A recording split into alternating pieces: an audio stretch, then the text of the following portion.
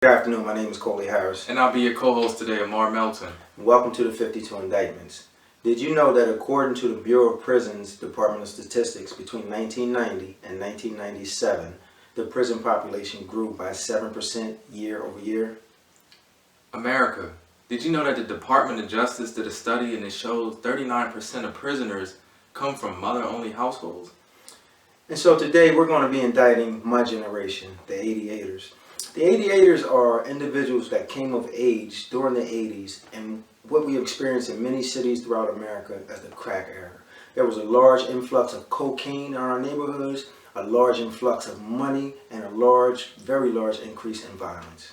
So this led to Delaware's response, which was the Truth in Sentencing Guidelines, which resulted in an increase in prisoners and no parole, which ultimately led to mass incarceration. This is true. So TIS meant stiffer penalties, where people were doing 85% of their prison sentences. Drug charges were classified as violent offenses, and this disproportionately affected black people. Of course, this meant black fathers of course this meant black fathers being absent from their households and youth teaching themselves to be adults. Right. And see, the other part that came along with this, Omar, is the 88ers. See, a lot of people went to prison, but still we had a large segment of the population that remained in the community. And for those of us who experienced this, whether we went through prisons or whether we stayed in the community, we did not come back home, go back to our communities and convey these messages to our young people. We didn't share our experiences, and we definitely didn't put a strong, significant opposition to challenge this system that disproportionately targeted African American people. So as we started looking for guidance, this led to a sense of apathy and fear. Right.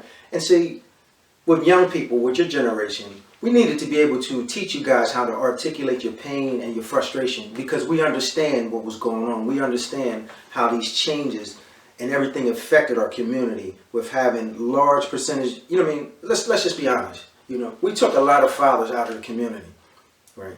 A lot of fathers out of the community. Right. And we understand what this does to a household.